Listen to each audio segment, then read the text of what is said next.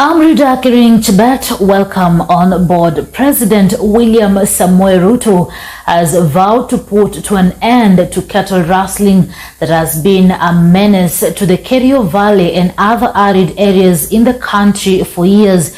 Speaking at State House, President Ruto further added that his government will use an additional 10 billion shillings to tackle drought that continues to dog over 20 counties with over 4 million Kenyans affected. Millicent Luamba reports.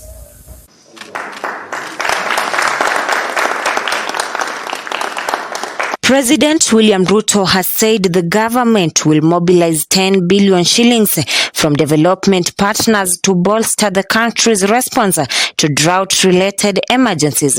He stated that due to urgency of the situation, the government will expedite the donor-led response mechanism. Speaking during his installation as the patron of Kenya Red Cross Society at the State House on Tuesday, Ruto said the release of these funds will support the purchase of food in areas that have sufficient food to feed households affected by drought in the country. And as I have said, we are in the middle of drought, and we have agreed this morning with the management of Red Cross that they will specifically work with us in Turkana County and all the other marginal counties in making sure that no corner of any county is left behind and no corner of any of our counties does not have access to food.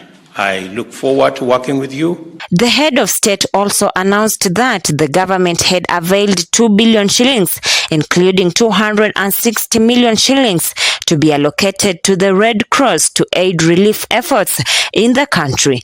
Ruto said the Kenya Private Sector Alliance KEPSA and the Kenya Association of Manufacturers KAM had pledged an additional 340 million shillings.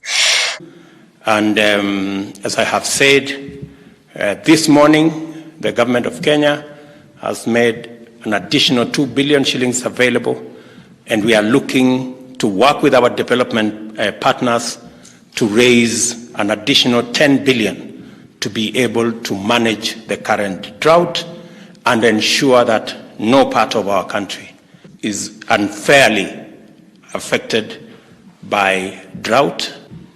My good deputy has already held the various meetings to make sure that the coordination is seamless and there are no duplications.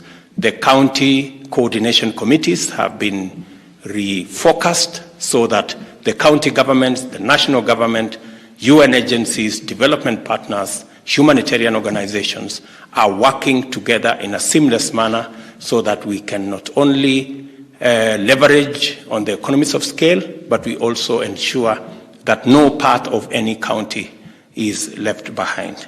The head of state has also stated that the government will avail 200 million shillings to the Kenya Wildlife Service KWS to caution wildlife from the diminished pasture and water in a bid to avert human-wildlife conflict. I am very confident that with these interventions, working with county governments, working with development partners and humanitarian organizations like Red Cross, we should be able to tackle this challenge, even as we focus on making sure that we deal firmly and decisively with the effects of climate change.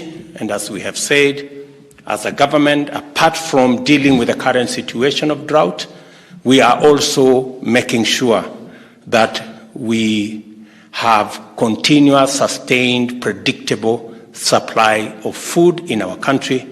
And that is why we are investing in fertilizer, we are investing in good quality seed, we have a huge program on irrigation, and we will be working with the Kenya Red Cross and other humanitarian organizations to build capacity in our communities, even as we build the infrastructure to harvest water. And we have said that the first 100 dams are already in the works with our Ministry of Water and Irrigation, because we want to bring at least double the area under irrigation from 670,000 to 1.5 million acres in the next 3 years and begin the journey to exploit the full potential of 3 million acres to be put under irrigation in our country as a mechanism of ensuring that we have constant, predictable supply of food, both for human beings and for our livestock, as we seek to create a country that is sustainable and that is food secure. We went to Elgeyo Marakwet with Red Cross. They had a program there.